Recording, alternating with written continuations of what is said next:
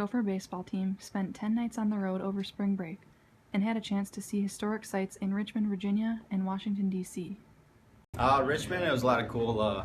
They talked about the floods that they had and how the city has changed over time, and how there used to be slaves there, and that's where the main slave trades were. So it's kind of cool to see history.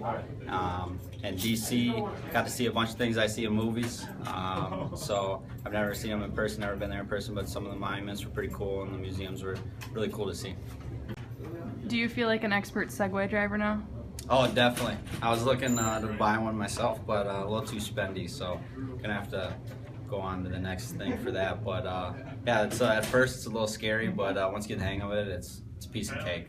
It was cool just to see like the main buildings, the White House, the Capitol, some of the monuments and stuff. It was really cool to see, you know, just where everybody works, and the security there was pretty crazy, so that was kind of cool to see. I always see movies on it or documentaries, and so it was really cool to see all that in person. Well, we became Segway masters. We went around the whole city, saw all the monuments, kind of from the outside of the city, so we went through the streets and around the monument area on Segways, which was pretty fun.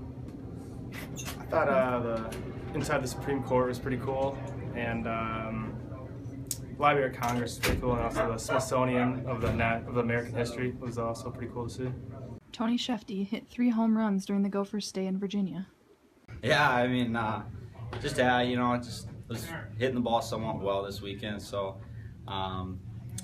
yeah, I mean, I obviously hit pretty well in Virginia, and it's where I've hit the most home runs, so if I could, might as well stay there. Stemper started transitioning back to being a catcher last season and caught both of the Gophers games at Richmond. It's been going good. It's a work in progress. I caught when I was younger till about 8th grade, then I hadn't caught again since about middle of last year, so it's an ongoing process, a lot to learn still, but I'm feeling pretty good about it. I think the mental game, knowing how to call a game, and there's so many other things you got to think about. Rather than being in the outfield, you just see the ball and go catch the ball. There's so many more other things you got to think about, whether it's bunt defenses or first and third plays, and there's just a lot more to it.